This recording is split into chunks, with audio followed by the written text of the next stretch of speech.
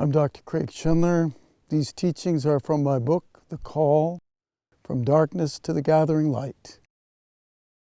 Once I was asked to speak at a conference on weapons of mass destruction and environmental climate change, and I was the only person in a 4-day conference to be asked to speak on hope. I wrote a speech, and the night before the conference with 2,000 people, I looked at the speech and I did not believe it. I did not feel the hope, and I tore up the talk. All night long, I did not sleep. And then at dawn, I sat and I listened to the song of the birds at dawn, and I started to hear this mythic voice, which went like this: 200 years from now, historians will say, if we choose, that many movements came together to form a meta-movement that allowed millions of people to take responsibility to live with respect for self, others, and all life, and thus we were able to create the conditions for justice and peace on earth. This, for me, was a glimpse of the Mountaintop Vision, and it is a vision that has been echoed by great souls across the millennia from many traditions. More than 1,000 years before the birth of Jesus, the Hebrew prophets foresaw a time when peace would come to earth, where the lion would lie down with the lamb, and where nations would make peace with each other.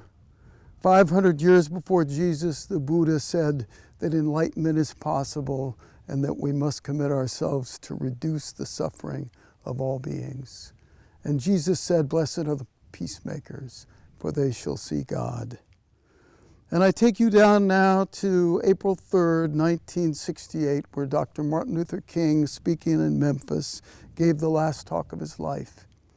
And in the last paragraph, he looked up and he said, "Tonight, I'm not fearing any man. Longevity would be a nice thing. But while I may not be going there with you, I have been to the mountaintop and I have looked over and I have seen the other side.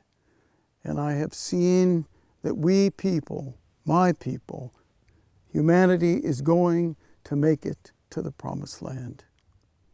What are the elements of the Mountaintop Vision? First, that we are one earth, that all life on this planet is interwoven and interdependent.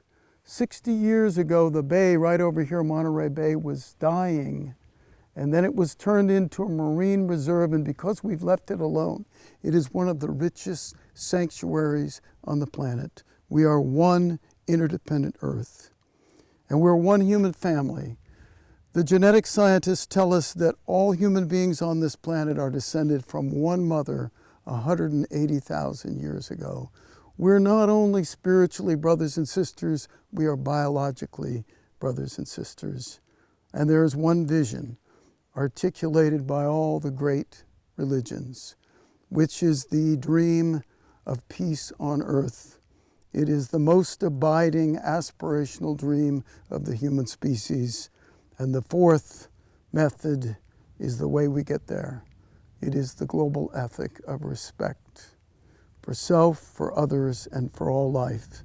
Because as we treat each other the way we want to be treated, we will be able to create the conditions for peace in our lives and peace on earth. I'm Dr. Craig Schindler, revolutionofthespirit.org.